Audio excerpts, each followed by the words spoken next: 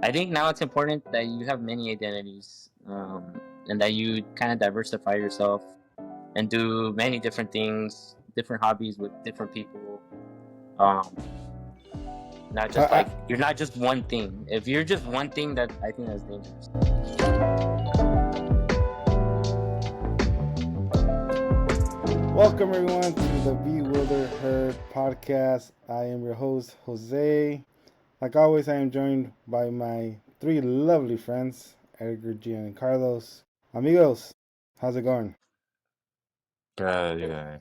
Good, Really good, good, good. Great. good, Just good, like a herd, dude. Like good, good. good. You can tell it's been a tiring week, but so you all can see that these men are actually very lively type of men. We will let them each introduce themselves for a little bit before we start. And so we'll start off with Edgar. Let's start with Edgar. So what's up, guys? My name is Edgar, uh, engineer, uh, boxer now. Dude, did I? Oh, I sent it to you guys, right? The confirmation that it's real now. Yeah. Yeah, there's no going back. Congratulations on being an official boxer. Yeah. So fight is coming up May 3rd, and I feel nervous but excited. So we'll Very see. cool. Hey, so if you win this bout, shall I expect you to see in Vegas like going like this? Yeah, not Mm. if I win, but this is more like a tune-up for me. It's like a test. But my real goal is to get to Vegas. Yeah, because there's a tournament in Vegas. Oh, cool. So we'll see how I do. Very good, very good. You're gonna do awesome, sir. Now we'll move it to Mr. Gian. Sir Gian. Well, my name is Gian. I'm a project engineer, just trying to manufacture some time to spend with the wife and the kiddos, man. And pretty tired, as Hoser was alluding to earlier. It's been a long week. Saturdays used to be the day to catch up, man, on sleep, rest, and now it's all changed. You gotta end up waking up earlier and doing extracurriculars with the kids. So it's wild, wild. It's Hey, exhausting. it's that dad life, you know? Yeah, yeah, man. It's that daddy life. Time to rest. Thank you, sir. Next, we have Mr. Carlos. Hi, everyone. My name is Carlos. I'm working on a PhD in physics. I live in New York City. I'm originally from Tijuana, San Diego, and I really like to reflect on that border identity of not being from either side of the fence, but kind of right in the middle of being influenced by your culture from your family, but doing your life in a country in which your parents had to migrate to. It's pretty interesting. Yeah, I was telling these guys I got homesick this morning and I went to McDonald's, had breakfast. Yeah, man. Some music to Hoser's ears. Oh, He was man. planning on you for like going to McDonald's on I the last. know. On that food episode, man. Oof. Yeah. Yeah. Actually, fun fact about that. I've been, I've actually, well, here, let me do my intro, might as well. My name is Jose, and I have been recently doing a little meal plan that Carlos did. Not the whole thing, but baby steps, because I tried one day the whole thing and it just threw me off. But I've tried the breakfast and snacks. I'm slowly going into lunch for it. Man, it's been different, and just doing it for like 2 weeks. Now I want to do it, and my taste buds are actually can like they've been changing. So they've been like even if I go back and eat my breakfast burrito in the morning, like it doesn't. Um, it's my body feels it. It's like nah, this is not what I want, you know. But just like Carlos said in that food episode, I still treat myself once in a while. So thank you, sir, for that. So I'm glad that's my it's working little out for you. intro. Yeah. It's different. Like it's really good, and it's made me now be more aware, more conscious about what to eat. Like when I like at dinner, you know, I'm like, what do I eat? I just eat a little Greek yogurt. I have my 10 almonds. I always said that's weird, 10 almonds. Why so? But actually, 10 almonds can fill you up. So yeah. All right, gentlemen. Well, thank you so much for your intros. Um, So today we have the pleasure of having Gian. That's how you say your name, huh? Yeah, yeah. Gian, not Gian. I don't know why we always called you Gian, but it's Gian.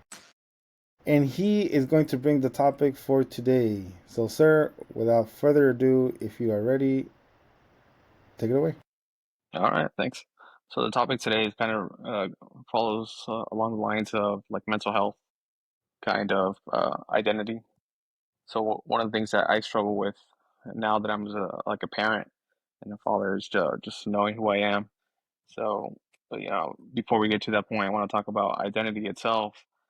We have our physical identity that we get as soon as we're born into something. We start, and here in the United States, we start getting our documentation, our papers, we get social security number, and then that identity goes with you throughout on paper throughout your whole life, and you end up using it for credit cards, buying houses, cards, etc., etc.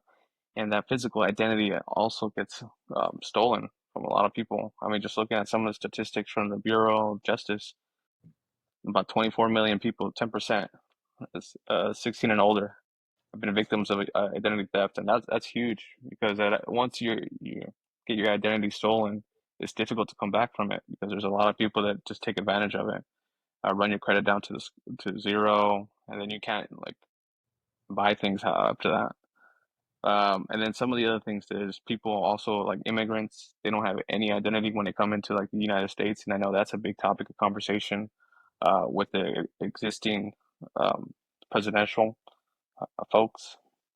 And then also like Prince Harry, he was chastised from the royal court basically because he got with Meghan Markle, among other things. So there's that. So sometimes you're born into some like family and you have this like larger than life identity and then you can't even live up to it, so these expectations really bring you down.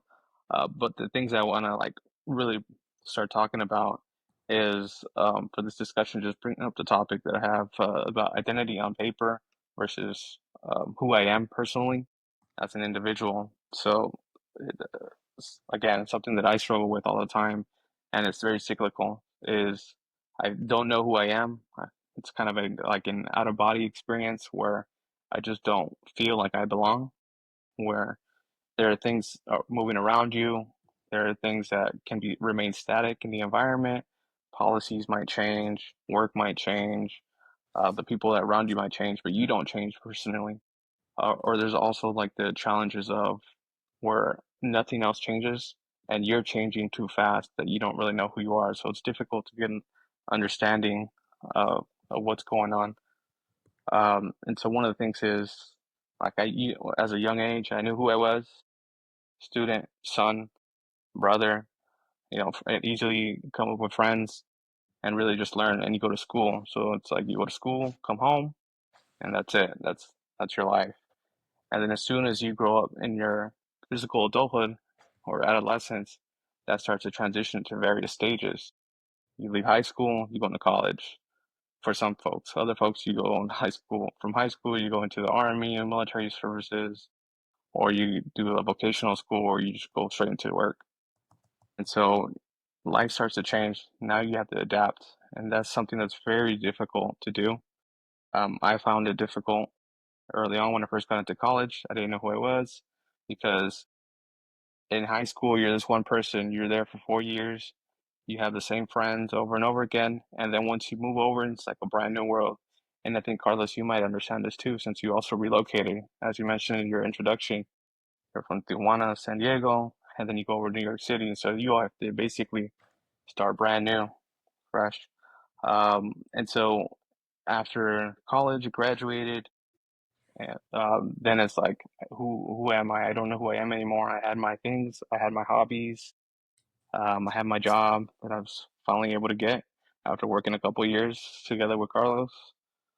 And then afterwards, I got married, bought a house, and then I lost who I am. I lost my identity, what made me me.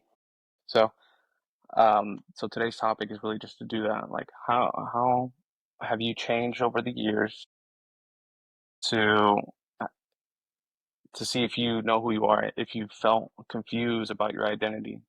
if you have a few examples where you don't know who you are, and why you would feel this way, and some strategies to overcome. So, like for me, sometimes I don't feel like myself. I don't know who I am. Like, am I really a parent? Is that who I want to be? And makes it very difficult in terms of moving forward. Start getting into dark thoughts that I can't really build good relationships with people. Um, so I just kind of wanted to bring it up because I typically don't do that personally. I don't talk with friends. I don't talk with family about that because it's very personal. But I want to, since we're doing this podcast and talking about the herd, the herd is a number of people feeling a type of way. So I want to try to start by empowering the individual, and you can't change the herd if you don't start with the individual. So with that, I kind of want to open up to the floor and see what your guys' thoughts are about everything. So I have an immediate reaction because someone who's a mentor for me has told me basically what you said in different words. So I think that this isn't something that is unique to you or your experience. It's probably something that's really common. And the story of my mentor, he has a family, he has a couple kids, successful dude. His wife is a professional, makes a bunch of money, like they're not struggling for material needs. But he told me one time he was sick and he had to go quarantine because he didn't want to contage, his kids and wife. And he was just feeling shitty. And he got these thoughts where he was like, just walk out. Like just leave. The door's right there. Like what's holding me to my wife and my kids? And so really deep personal thoughts that were shared with me, right? And I was just looking at him like, and he's like, well, you have to somehow like write it out and just like snap out of it.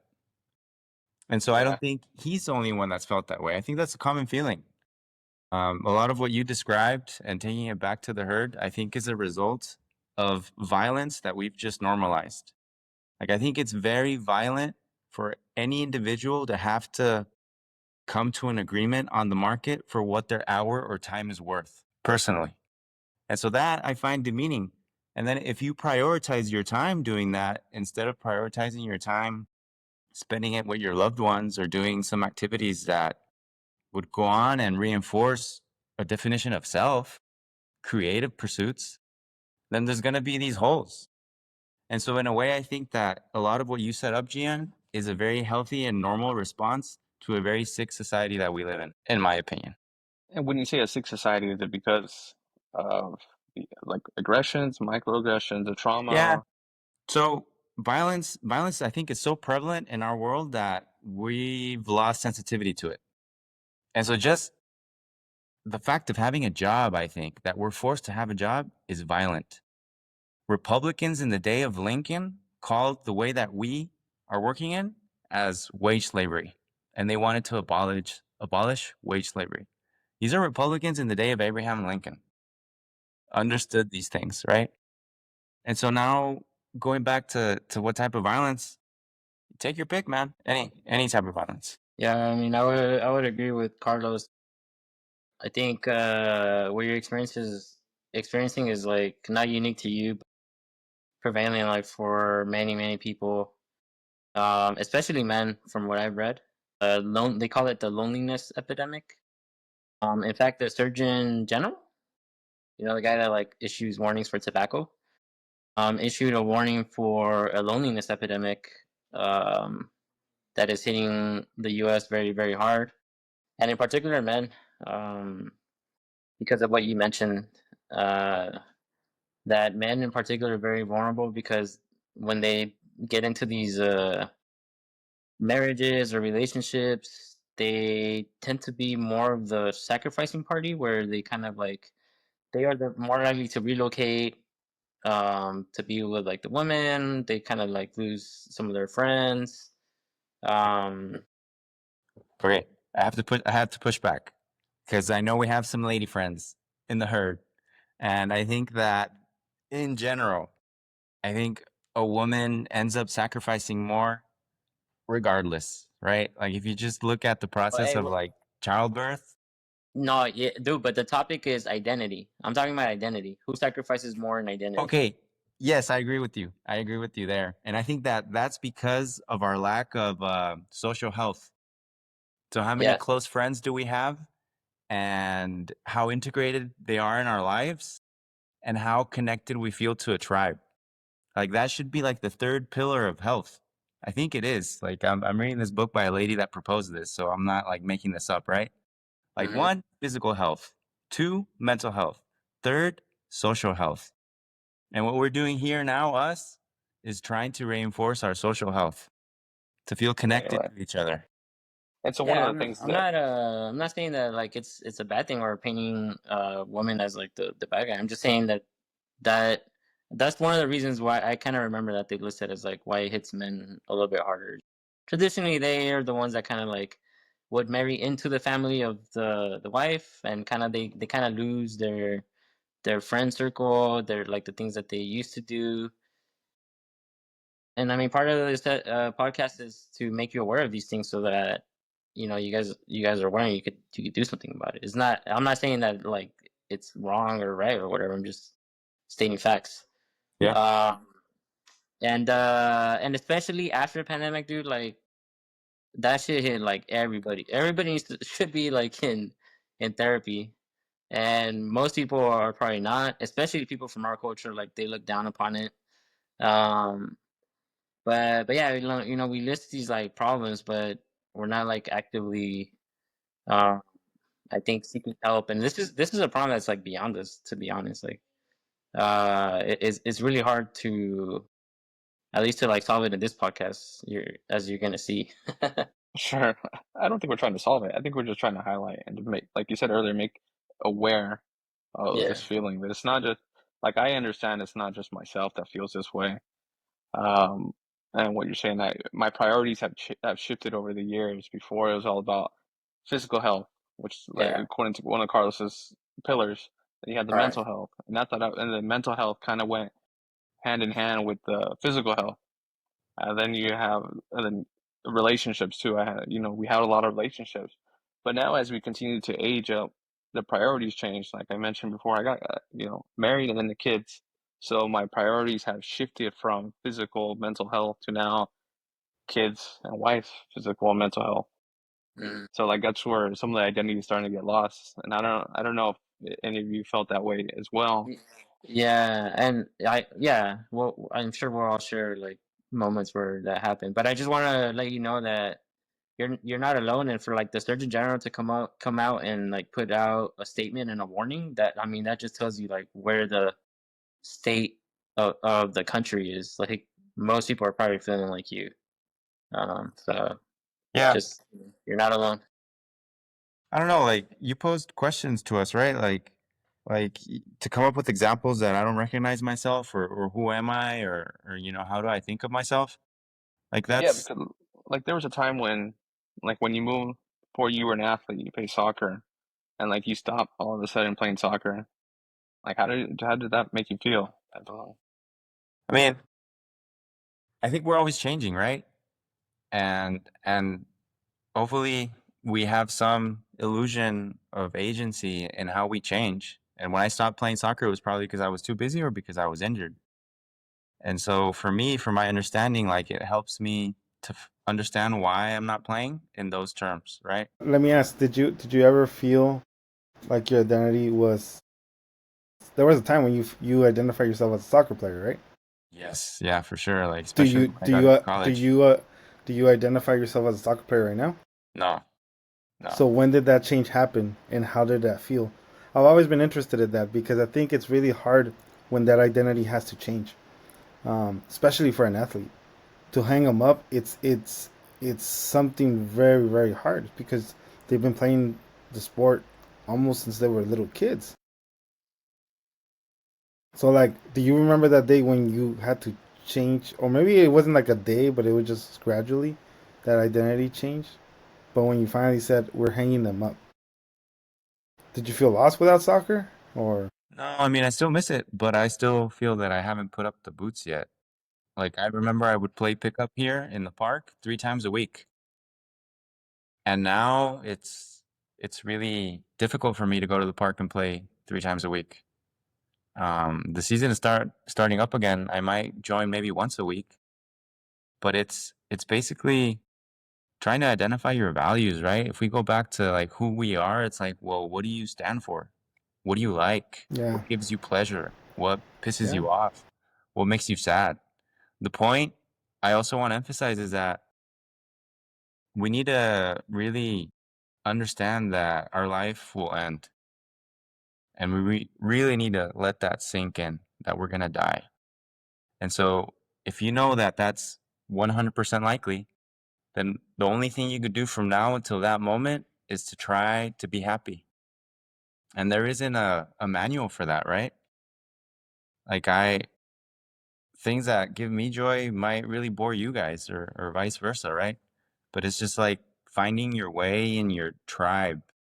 And going back to something that Edgar mentioned, like really early in the episodes of how he has friends from different cultures and how they're really integrated in their social life and they do things together and they, socialize together, party together, whatever. I think we should be trying to mimic something of that sort. Because I think what Edgar also mentioned in this episode of the loneliness epidemic, I think that's what really has us cracked. Yeah, and I agree. This society has become so independent, like value your independence, but to like an extreme where I don't think it was ever meant to be like that. Like you and your wife take care of two kids, like in the wild. I think you guys would fucking die, dude. Like if it was just imagine if it was just you two fending off like the elements, the jungle predators trying to grow food, like dude, you guys would die. I think we were always meant to be part of a tribe, and in this culture is not working out that way. And I think that's kind of what contributes to feeling over these feelings of being overwhelmed, of losing yourself, is because we just don't get the help that we were always meant to be part of, something bigger than just the nuclear family, right? um that's one thing. And then let me go back to Hoser's question about the soccer. Because I think it would apply to me too, right? Because I was a soccer player. And when people ask me now, like, am I a soccer player? I don't say I'm a soccer player. I say I play soccer. So, and this is something that I tell my mentees and like students all the time is sometimes they get bummed out when they study, let's say for example, they study structural engineering and they end up like either not liking it or they can't find a job and then they have to like pivot to something else. And they feel almost like they wasted their time or like defeated, like they failed. But I think like Carlos said, like you're always kind of changing your identity as you go through, and that's okay. That I mean that's I think that's actually perfectly normal. Like you are supposed to be changing. But just because you study structural engineering doesn't mean it goes to waste. Just because I played soccer doesn't mean I can't be involved in soccer. So like for example, yeah, I mean, me and Carlos, we played in the UCSD club team. We grew up playing like very competitive. We don't do that now, but we still go play pickup. Now I'm a coach. I'm teaching the next generation, my son and like other kids, right? So I'm still like involved in soccer, just in a different way, and that's okay. So I haven't lost that soccer identity. It's morphed into like something else, and I still enjoy it. And you could do the same thing with like your career. Like maybe you study structural, but now I'm doing project management. Like it's in the realm, it's in the ballpark, and all that is okay. And I think you said what you said is key. It just morphed into something. I believe that eventually, like what you identified with, it eventually evolves into something different. It's a different season, for example, right? That's what I call it. And so, um, for example, um, I used to play music, right? I'm not a saxophone player anymore, but I still played music. Even during college, we were talking during the last episode, how I was a DJ. I had to stop playing performing music in order for me to could do well in school. But music, I couldn't let go of music just like that, so I had to be something different, right?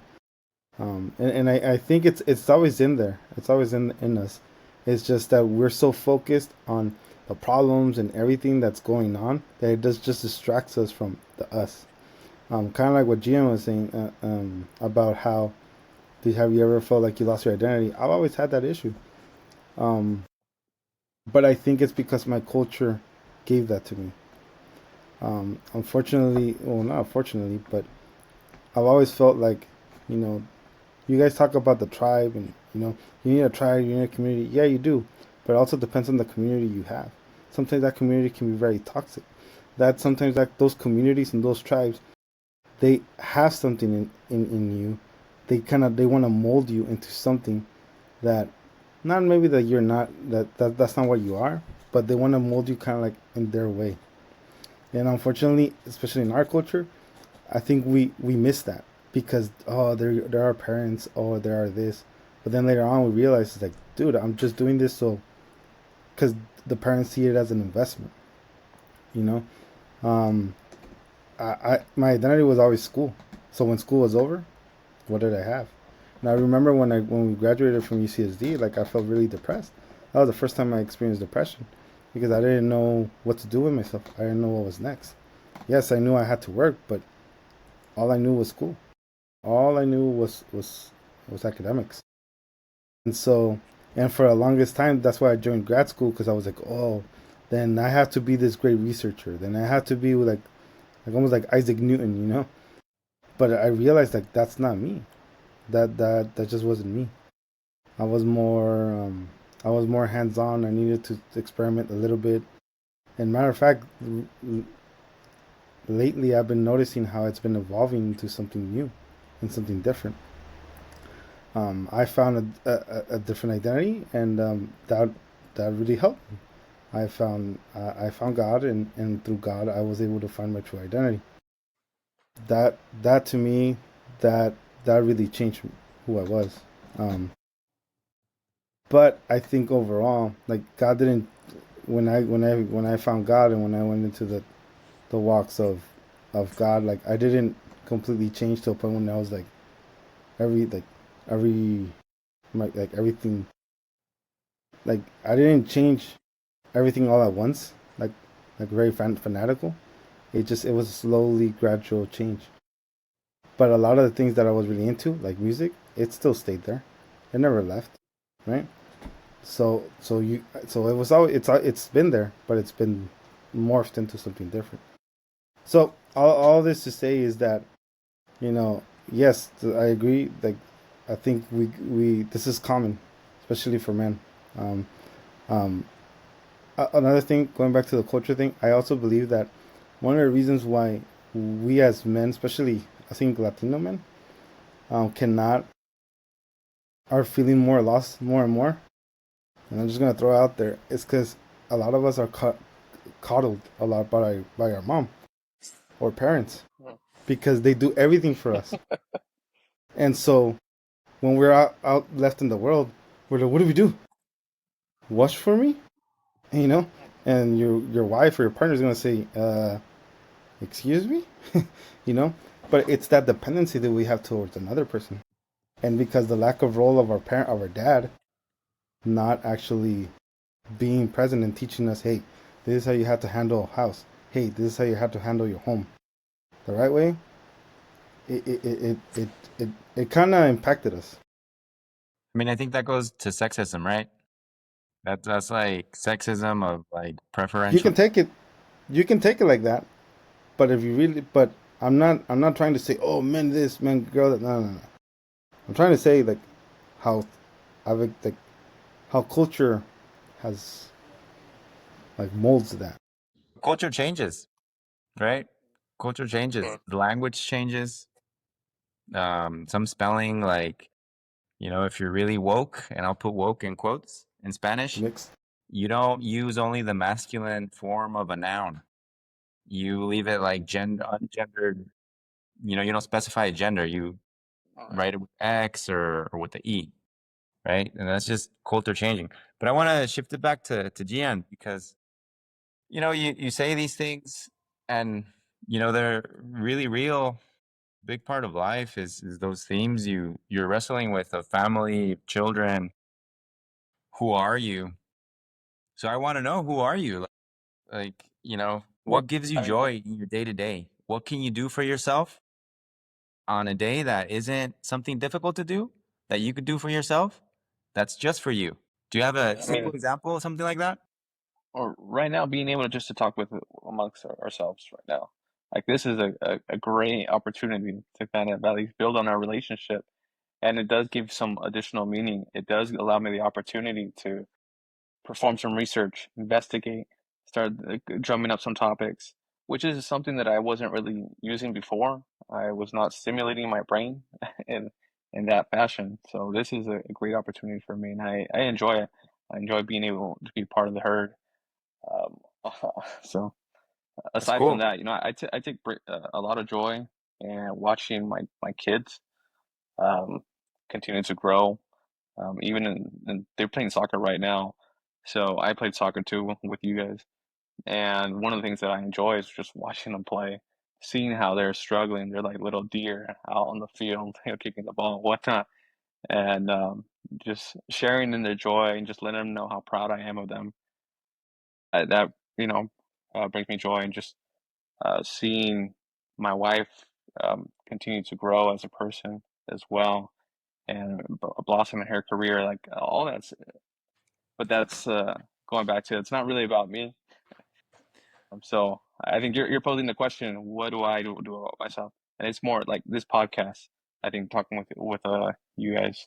That's good, man. So And I yeah, think this is a really good start. And I'm really happy that you're here and that you get some enjoyment out of just hanging out and talking and like, being vulnerable and having deeper connections with us. Personally, I think you need more. I mean, this is one pillar, right? We addressed of like the social health. There's also the physical health and the mental health. Exercise influences your mental, which influences your physical, which probably influences on your social. So they're all interacting. So I think I don't know how hard it is. I obviously don't have kids, don't have a wife, but establishing boundaries and saying like this is who I am, this is what I need. If you want me to be okay and happy and functional and a productive member of this family, then I need to go to the gym once a week to start, That's sure. you know? Whatever. Yeah, dude. Easier said than done. I understand, Gene, because I also have kids, right? What I would say is, sometimes that line, the division is too hard, dude. Like, especially when they're young, like yours. Um, to carve out that time for yourself. So I know what you're going through because I went through it too. So what I would recommend is, um, just integrate them as part of your identity too. So, for example, if I want to box, I realized that I only have a certain amount of time in the day, and like I gotta watch my kid too, you know. So too bad he's gonna come with me. He's gonna have to learn how to box too. Like, fucking bring him to the gym, and at first he didn't like it, but like now he actually enjoys it too. And like he sometimes I don't feel like going to the gym, and he's like, "Dad, let's go to the boxing gym." It's like, really, you'd rather go to the boxing gym than watch TV? He's like, "Yeah, let's go." I'm like, "Fuck, but I'm tired." He's like, "Let's go, Dad, let's go." All right, let's go then. And then so it's cool to share it with him, like get a little bit of father son time. But I just realized, like, damn, I'm making my identity into his identity. Like, I'm shaping his identity now, and now it's becoming part of his identity. And it's like a shared thing, right? So you can combine things too. Like you said, you like being a dad, but you also like playing soccer. Have you ever tried being, maybe a coach is too much, but like try being a little bit more involved, like an assistant coach, or some other way that like your kid would look up to you, dude. Like if you get more involved and like he sees you kind of having fun, you could do that too. If like Hoser, for example, like some, producing music and stuff, like I don't know if that's your thing, but like yeah, like you could do like learning an instrument, or like teach them how to also produce music. Like there's a lot of cool things that you can integrate other aspects of your life into your identity, and just combine them, because I know it's really hard to like carve out time for yourself, especially the physical. yeah, That one's really important, like Carlos said, and I know that you don't have the time, so just take your kids with you, dude. I think when you pose the question, who am I think you know who you are. You're a dad, dude. You're a dad and a husband, dude, and that's who you are. And I think that, like, one of the things I always talk with my wife about is that a lot of people feel that like their life is done with that. Like they have kids and they're like, oh, whoa, whoa, that's it. I got married. Oh, I'm done. Nah, dude, your life's not done. And like Edgar said, like their identity is gonna come from you. You're their dad. You know, whatever they see their dad do, like, that's what they're gonna do. They're You're like a Nobody. hard a worker. You're a yeah. hard worker. I know Carlos said, "Oh, it's very violent." I think a man needs to work. I think a man it's very ingrained into them. How you work and the conditions you work, that's a different story. But man needs to work, and an idle man is just it's just inviting loneliness to just around you. Um, The, the other mhm. thing I was gonna say is like I realized that it's easier to share the load. So like I come to my families, yeah, to visit them, but also to like integrate my like right now I'm alone, like they're watching my kid and he likes hanging out with like Nino and stuff. Yeah. And after this, I'm gonna go hang out with some friends who also have kids, and I'm gonna take him with them, and he's just gonna have to make friends with them. So he learns to make friends. I get to hang out with my friends. Yeah. It's like the friends that I was mentioned a couple episodes ago. Like they all hang out and they create this big tribe, and like the kids play amongst themselves, and people are watching each other's kids and having a good time. I think that's how Yeah. it was meant to be. It was like a fucking like little school and shit. So you also mentioned mental health. So how do you think that's how you and then you were also mentioning about dark thoughts. How often do you notice that happening? Because that's easy to kind of like get like have those thoughts happen in your mind. I don't know, like your thoughts just start to spiral. You Yeah, like there's just this outside factor that comes in, has no bearing on you, and all of a sudden you feel it's a certain type of way, and then you start questioning yourself, start doubting yourself, and as soon as you start doubting yourself, you continue to go spiral down the road, and it's just, oh man, what am I gonna do now? Oh man, I don't feel like myself, and then you just get in this funk, you can't get out of it, and it's very difficult. So sometimes you just gotta get yourself out. you know what's funny? I used to always criticize. One of the things I always disliked about my dad was that he hit a midlife crisis at around 45, 46 about. And I always wondered, like, how could he do that? Because he went wild and out. And I was like, how could he do that? I was like, he has children. What's wrong with him? And this is what I was hearing, and a lot of it was influenced by my mom. But the thing is, now that I'm getting closer to 40, I realize I can see why. If he was just working, working, working, working, and just going around with the routine, his mind kind of got him, and he probably saw single friends and said, "Come on, man, let's go do this." I think it's also the influence that it's whatever you let come into your mind and influence you. That's really also what's important. I know it sounds kind of like almost like very restrictive, maybe, but it can also be like what you listen to, what you hear. Sometimes, I mean, especially now on the web, on YouTube or on any of these platforms, you can hear some guy say like, "No, you gotta look for you. Leave everyone. Go to a forest. Lose yourself." I know it sounds really like what, but there's people out there like that have some weird, wacky ideas, and they gain followings, and so we gotta be careful. So I also want to comment, Jan, a couple of things. And this might be heavy, but I don't intend it to be that way. But I think life is heavy. But I also think that it's really important what we do with our time, with the majority of our time, and how aligned that is with our values and who we are as a person. And so I would just, without going into details, I would say that your industry, what you work, what you do, um, is also very suggestive of people feeling the way you're feeling. I don't think so. I think so. I think they pay well. Hmm. I think they pay really well because if they didn't pay well, people wouldn't They want don't. to do that type of job anyways.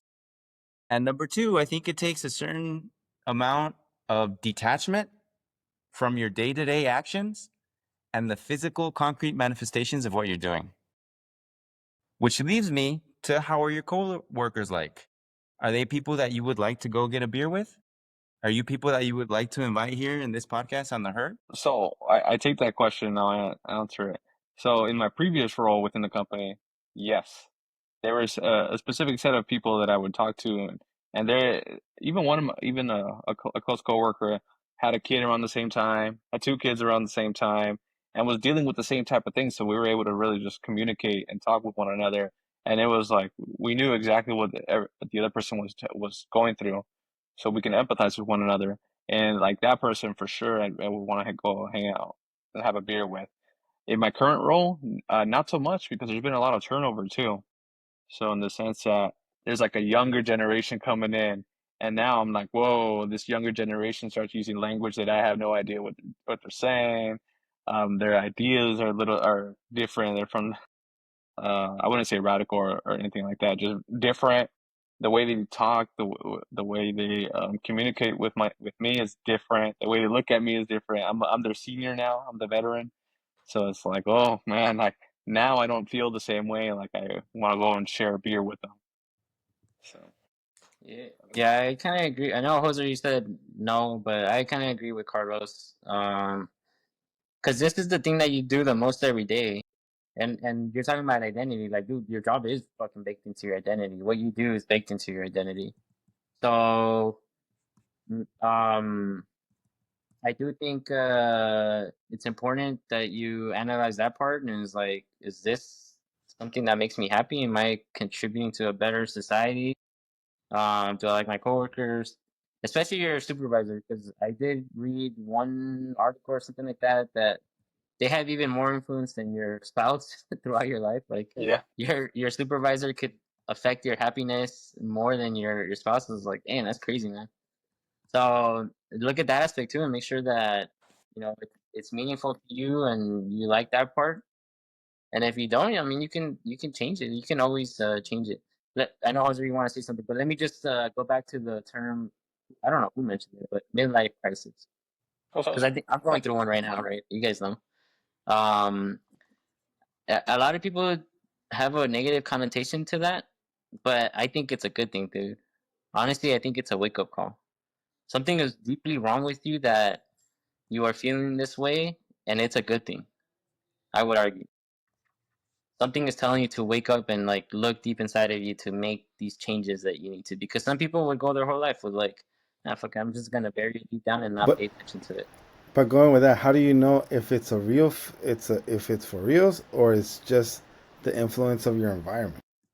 I know it's for real because it came deep within me. The influence in my society was telling me to just stay the course because I get stigma if I get divorced, right? Like it's like, fuck, this guy's a failure. In the eyes of society, is like it's a broken person. Divorce is a really bad word. Midlife crises are all bad words. So the external pressure was telling me to stay the course, and I think that's what for most people that is the external pressure, just stay the course. Now I'm not by no means am I saying like get a divorce, but No, I'm no, no, saying no, no, that no. listen to within you that there's something telling you that you need to change. Otherwise, you would not have brought it up. Oh yeah, I mean that's a really interesting point, and I think that that's I never saw it like that. That's true. Like something like it's an alarm going off inside your body. But going with what Carlos was saying, like, because he was saying, I think he said like the line of work. I don't think it's the line of work. I don't think. I think it's like the coworkers. Because see, Gian just said, Gian just said he had two sets of coworkers. One where oh yeah they share exact same experience, and then the other one's just like eh. I think it depends on the teams that you're in. But I think the work has because in reality you're just doing something and then you don't know how it gets used and it just goes bye bye. Like if we were to take this to the end, like what's your legacy? What's your obituary Mm-hmm. look like? Exactly. Yeah. What are your kids gonna think of you? Like people that go to your funeral, what are they gonna say? Like that. Those are the things that are baked into your identity. for sure. Um, and yeah, what kind of legacy do you want to leave behind? And it's never too late to make changes, dude. Uh, like um, yeah, somebody was telling me like, dude, you're so old to like start boxing right now. I'm like, dude, look at Better Beef, man. That guy's 40 years old and he's still well, he just lost the championship, but he's probably gonna try to get it back. What did Cristiano it? Ronaldo's 40 years old. Like Yeah. Messi's fucking 30. Like these guys are still stellar. You could do anything at any age. Like you always hear those stories of like someone very old that goes back to college and like, yeah, fuck it, it's never too late to Yeah. start your dream. I also wanted to say, Jen, don't think I have my shit figured out too. Like I Yeah, think, none of us do. I'm constantly figuring shit out. Like I don't know what my legacy is.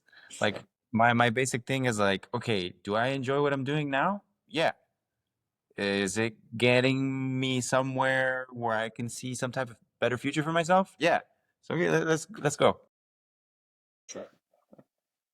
I mean, I remember a previous experience, previous employment where I was working with you. The job was not fun. It sucked, and What were you guys working the together? I won't go into the full details. I mean, we were working in the academic system. I'll leave it at that. And we hated it. But sharing the office together, sharing the experience together, is what kind of like brought joy to working in that environment. I'm gonna go back to one thing you said, Gene, about was there a time where you felt lost, like you completely lost your identity? And I would say there was one time, and this was right after UCSD. You guys remember we graduated right in the middle of the worst recession since the Great Depression, right? In 2010. And you guys remember my story of like I was really smart in high school, super studious, very academic. I was the pride of fucking like my family and shit. And I was told my whole life that if you go to college, you're gonna get a good job, etc. Like Mm-hmm. I'm sure we were all probably all told that, right? So Yeah. I put all my eggs into one basket of like go to college and I'm gonna get a good job and like that's my future. And guess what happened? When the recession hit, I couldn't get a job for like more than a year, and I went back and came back to live with my parents, and I needed to start paying off the loan. So what did I do? I started cutting grass with my dad. Can you believe that? I went to college, got a degree in structural engineering to get away from that, and here I am, like doing it over again as a fucking grown man, cutting grass with my dad as And a landscaper. So can I ask what did your dad do? How did he How do you take lift? it? How did he my take it dad. when he saw? Yeah, Oh, he was very supportive. Like, it's just temporary, and that's key, man. yeah, That's yeah, really yeah. key. He's like, yeah, if you need work, don't worry about it. We got you, like a parent. You can live here. You just gotta rate it out, whatever. But for me, it was my identity was fucking college. Was like being smart. Was being successful. And I realize my mistake now is that I had only one identity at the time. It was being a student, being like part of UCSD and transitioning into like this engineering job. I think now it's important that you have many identities, and that you kind of diversify yourself and do many different things, different hobbies with different people. Um, Not I just I, like you're not just one thing. If you're just one thing, that I think that's dangerous. I think also like because exactly what you're saying, the way you're saying it, I exactly felt it the same way. But I think it was also not painting the correct expectations.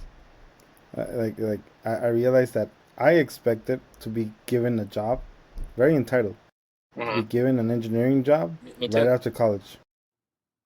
And the thing is, like our school, our especially the engineering program, they made sure you believe that, so you can continue, you know, saying like being proud of yes, engineering department. But the reality wasn't like that. Um, and I think schools still do that. I think they should be a little bit more realistic about what could happen. You know. The herd, man. It's the herd. Like they're Yeah. basically funneling the herd to serve the big institutions of the society. And that relates back to something I threw a couple of episodes ago of the more educated you are, the more indoctrinated you are with the values of the system. You think you're free. It's an illusion, but in reality, you're free to sell your hour to the highest bidder, right? To say, I have this really good skill set. I could do calculus, I could code, I'm a critical thinker, I could write. How can I serve you? I agree with you to some extent, and I'll use my kid's school as an example. Like nowadays, and I'm sure Gene knows it, it's way more rigorous than our time, dude. Like the academic standards have shifted so much that it's so rigorous. Like they have so much homework and stuff. Um, that I did have like not an argument, but like a discussion with the teacher. about this like trip to Japan or whatever. They thought it's like, oh, you're taking him out of school, and it's like, he needs to focus on his academics and whatnot. And I went back to my example of like, man, I sacrificed so much in high school, like to go to college because of the path, right? Like this is the path that was before me, that was presented to me. Sacrificed everything, do really good in school, then you're gonna get a job, and then you're gonna get married, like all that shit, right? But I realized my mistake was that like, nah, you gotta enjoy the other stuff too. You gotta have other identities, and I think this is traveling and learning other cultures is important for him. It's not just all about academics. So if he's gonna go to Japan and he's gonna do soccer, he's gonna do boxing, like yeah, he can do good in school, but all these other things help him too. Like, being a leader, being social, like they're gonna come into play into being successful. There's not just one Yeah, path. There's not just one identity. yeah. Sure. Yeah, I mean, That's what. and go ahead, Jose. No, go for it, go for it, go for it. I was gonna say, yeah, I mean, going to, I think my wife and I also think about that too. But like, you can be book smart, and then there's a lot, you can learn a lot more from the outside world, not within the school system. So even if you're gone for a week, 2 weeks, like you said, you're learning about the culture. That's something that's already taught to you, even in the school book, but not to the same extent. You don't get to actually see it, live it, breathe it. So it's, I think, a better opportunity to have that. Even in college too, they offer the opportunity to travel abroad. I think to broaden your horizon and actually learn from other cultures. And in structural engineering too, they have like Engineers Without Borders. They have that program, and it teaches you to go somewhere else, go to Spain, for example, and you learn about their architecture, their history, all that. And those are great things to do, to learn outside of school. So uh, that was what I was gonna say. Jose, feel free. No, oh yeah. I mean, and I think what you two are kind of saying is like the responsibility you're also taking as parents. You know, I mean, they give importance to academics because I think to a certain extent it is important. It is important for kids to go to school and learn, and there's a lot of basic essentials that there's there. But at the end of the day, the parent also has the responsibility to know, like kind of what Carlos was saying, the values that your child is going to have, right? And so if you believe that he needs to also be well rounded with other cultures, with other things, then that's essential. I think sometimes when teachers do that, it's just because there's a lot of kids whose parents don't they just don't care about the education, you know. Um, so yeah, This whole conversation reminded me of like Fight Club, that movie.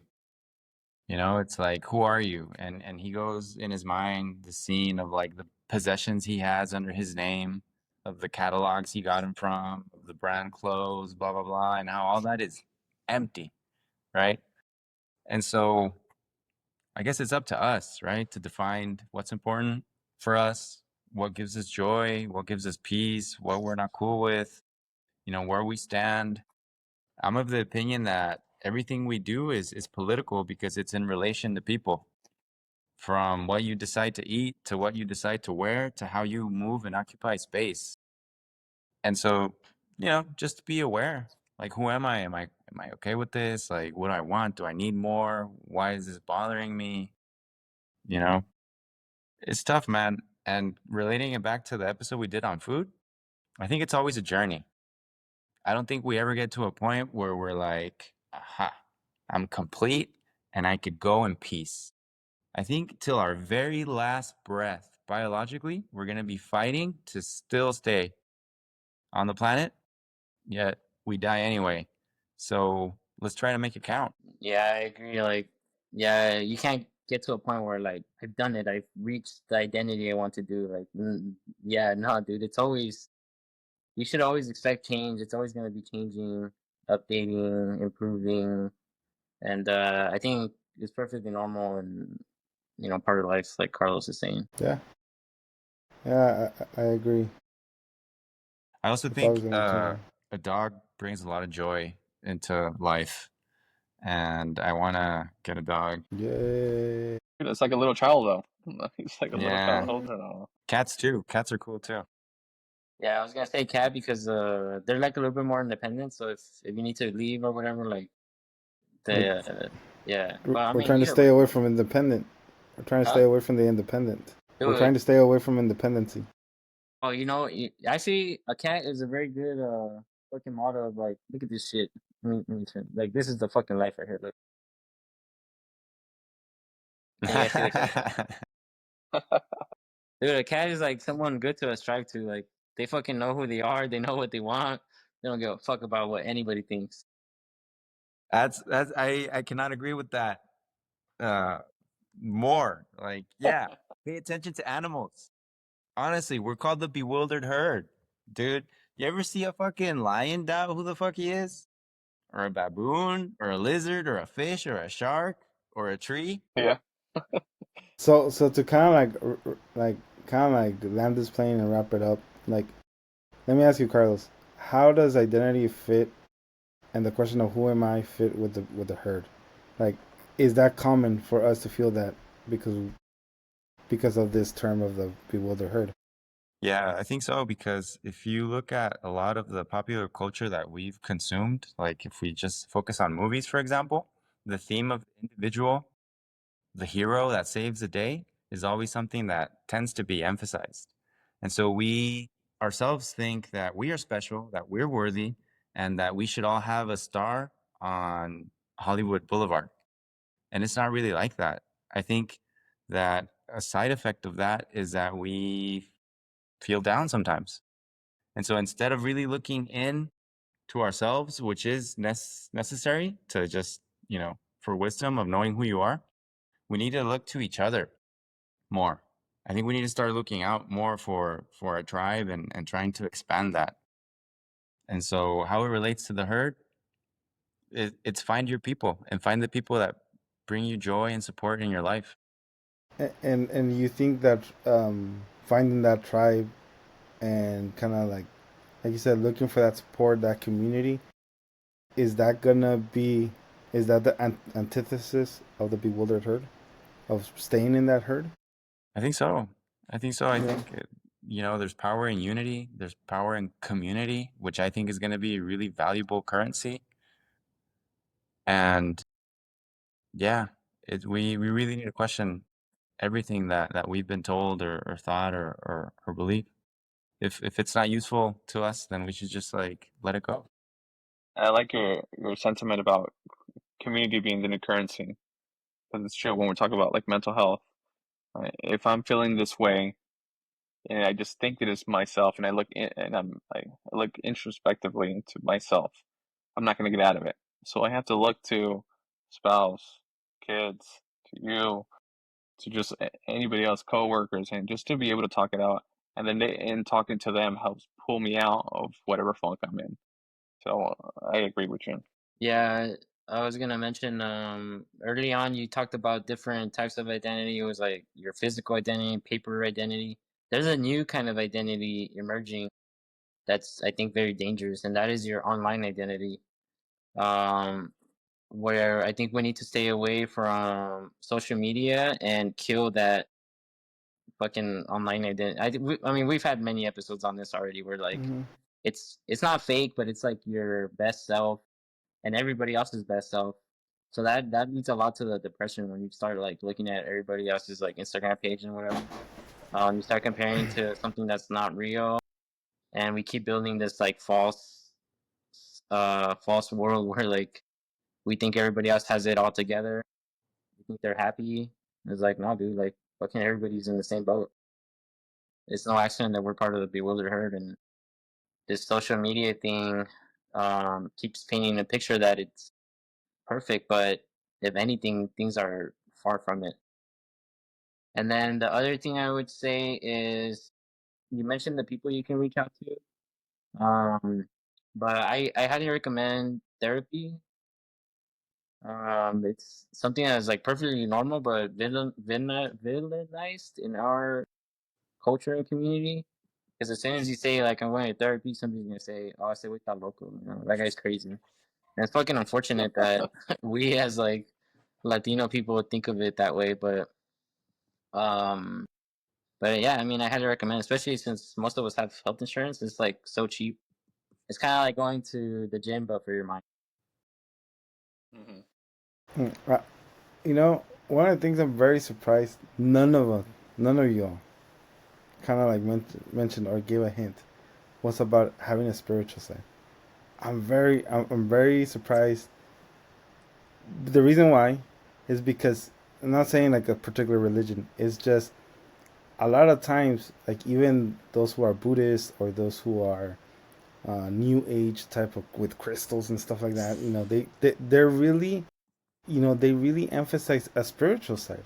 They really emphasize because I think what typically a spiritual side does is it brings a sense of hope that like that you're not alone. That because I think there's gonna be seasons when you're gonna just be lonely, like not because you made it, but because it happens. Sometimes even these tribes they got destroyed and there was like a few left. So what do you do there? Like even like the Native Americans have a spiritual side. I'm interested how like how why your solutions a lot of them had to be like you got you me I have to do this, and it's not like something other more like soulish. No, those are actually I was thinking about it before the episode, and I kind of wanted it to be, if you're not gonna, I thought you would bring it up, but if you're not going to, then I will bring up the next one. But from what I've researched and from what my therapist has told me, and from what I listened to you, I think you're right. I think that spiritual side is baked into our ancestry. I think you're right. Like it probably has been around since we we as human beings have been alive, and I know Carlos has big problems with the organized religion, but that's different than what you're talking about. You're talking about spirituality. I, Spirituality, right? I'm talking about people typically say there's a soul, right? Yeah, And people always there's someone's gonna say there's a God. Who yeah. you think God that God is? Okay, but but even Yeah, Carlos and he believed in. I agree with you, dude. Like I think that that is important. I just don't know how or who to reach out to, but maybe like that's something you can help us with in the next episode. But I think it will help with like identity, happiness, and all that. Used correctly. A lot of people have their soul. They really consider that part of the human experience, right? You have your mind, you have your body. I think those two, mental health and physical health, are really essential. Carl was saying social health, but there's also the spiritual health. I like. What do you do anything to feed that? I mean, because then if not, then like Carl said, you're an animal, but then you're a weird animal who has a lot of thoughts. Who's convicted about things. Who's you know, Hey, I'm spiritual and too, man. Death is part of my spirituality. Nature is part of my spirituality. Mhm. Being in the present is part of my spirituality. and Taking so care of that myself, taking care of my body, how I feel. but not in a spiritual sense. See, one thing is taking care of your mind, I but not like Yeah. mindfulness or like how like people do with yoga and stuff like that. Like But what do you mean by spiritual? Yeah, yeah, that can be like nature, mindfulness. That could be Yeah. spiritual, I think. the acknowledge, well, okay, the acknowledgement that there's something else aside from you, that there's a part of you that you have no control of, Yeah, that's life. That's called the second life of thermodynamics. and within you. Yeah. My body's trying to maintain a lower entropy state, but over time it will lose and I will degrade, right? Jose, why don't you talk about how spirituality can help your find your identity then, from your Okay, point of view? from my point of view, and this is not trying to convert anyone. No one's saying anything, right? Just But yeah, help. one of the things I know, or that I've learned, is that I can't control everything. Not just like external things, but things within me. An example, I cannot control the dark thoughts that come into my mind. The feelings of unworthiness. Society will tell me, yeah, oh that thought, oh you have, it's they'll give me a condition, right? And they can give me medication. I'll take it. I'm okay. But then after that medication wears off, the thoughts come back, right? A lot of it is because of trauma, sometimes from how we grew up. You know, how I was talking about the smothering. Sometimes the fact that we're alone and okay, boom, get married. It's like, dude, mom, like you never prepared me to this. You never prepared me and told me like how I'm gonna have to take care of this, right? So there's parts that I don't know how to do. No matter unless there's a lecturer, not even then probably I would learn how to do things really well, and I will feel feelings of worthlessness will come, and thoughts of very dark thoughts will come. However, in my walk, I've learned who my God how my God thinks about me, how how what He says about me, and how He says it about and what He says about me, and that puts a new mindset into my mind, and to say, yeah, that's right. Like if He thinks that's who I am, then I'm worthy. Then I'm not a failure. I'm not this. I'm not that, and I can continue on, and I can continue on with the problems coming in. Yeah, I can see that, like how it's helpful because other people might look at you as a failure. They might reject you. You have flaws, right? These inherent flaws that you're talking about. But the religion that you practice says that despite your flaws, like I'm gonna accept you and love you. And there's something Like, comforting, I think, in yeah, that. like I'll give you an example. You guys really emphasize the tribe. Cool, you need a tribe, but the tribe will turn its back on you. Yeah, yeah. I know what It you're will saying. turn its back on you. Yeah, but Eventually, what you believe like is that like this entity will always love you and like has your back, right? That's what you're yeah, saying. but the essence of that is not only that I feel love, but it's hope. It's like, nah, man, I'm doing all right. Yeah. Like, nah, if he says I'm all right, then I'm all right. Now, and like I said, I believe that like the tribes would fail you, like especially you guys as dads. One day they'll be like, yes, oh, I love your little boys, but then one day they'll turn on you and they're like, you're not doing this well. You should do this better. No, Jose, I think you're really displaying common thought errors that are like Common thought classic errors. look wrong ways to think according to cognitive behavioral therapy.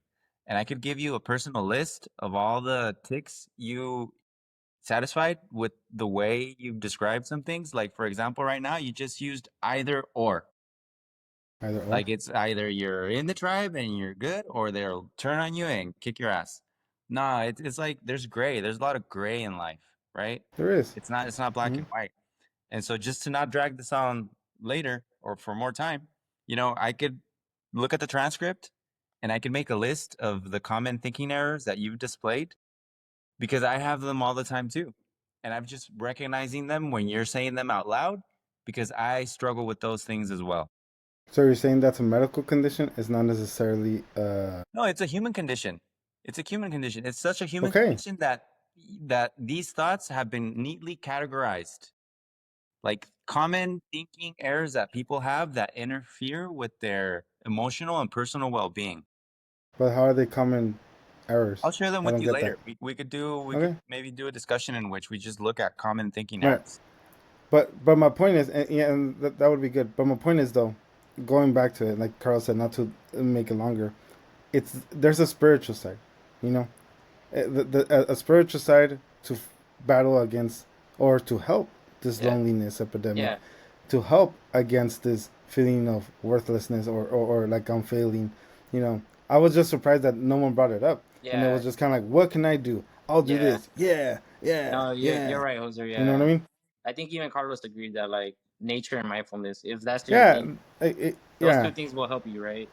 Now, if it's an Hmm. organized religion like Hoser's, there's a lot of research too that like that also helps as well. Whatever Yeah. you're into, you're Uh right. The huh. spiritual side is also important, I think. I And agree. and to a certain extent, I kind of see it sometimes with people because my dad's not he's not spiritual at all. He's like, no, no, no. It's whatever you do that counts.